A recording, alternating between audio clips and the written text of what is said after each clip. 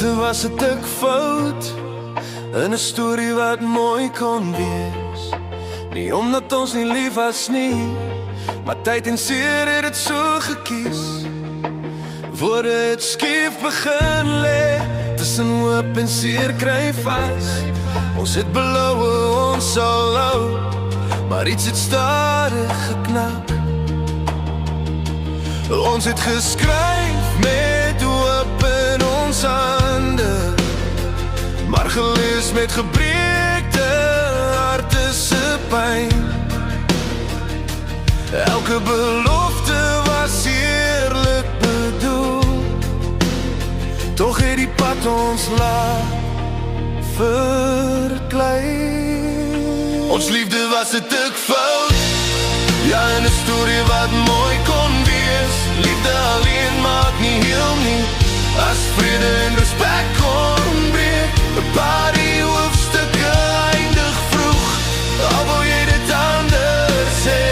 Ons liefde was 'n dik fout, maar dit het my iets geleer. Ons het stadig uit mekaar gegroei, sonder dat iemand dit wou sien. Die sinne het ons weggevoer na plekke waar ons nie meer pas nie. Ek het myself verloor in rooi ink om jou in 'n swart te hou en reg, tot ek leer om myself te red. Is nie selfsug nie, dis respek. Maar die mense is nie meant om tot die laaste bladsy te bly. Hulle kom om jou iets te leer, voor hulle weer verby glij. Ons liefde was 'n dik fout, in 'n storie wat mooi kon wees.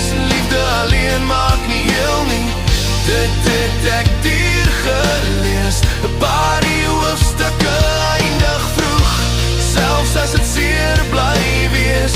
Ons liefde was 'n dik fout, maar dit het my sterk gemaak, nie leeg. Volgende keer sal ek lief hê, sonder om myself te verloor. Vrede, veiligheid en waarheid sal ek saam met liefde kies voor. Ons liefde was 'n dik fout, ja, maar nie my hele bestaan.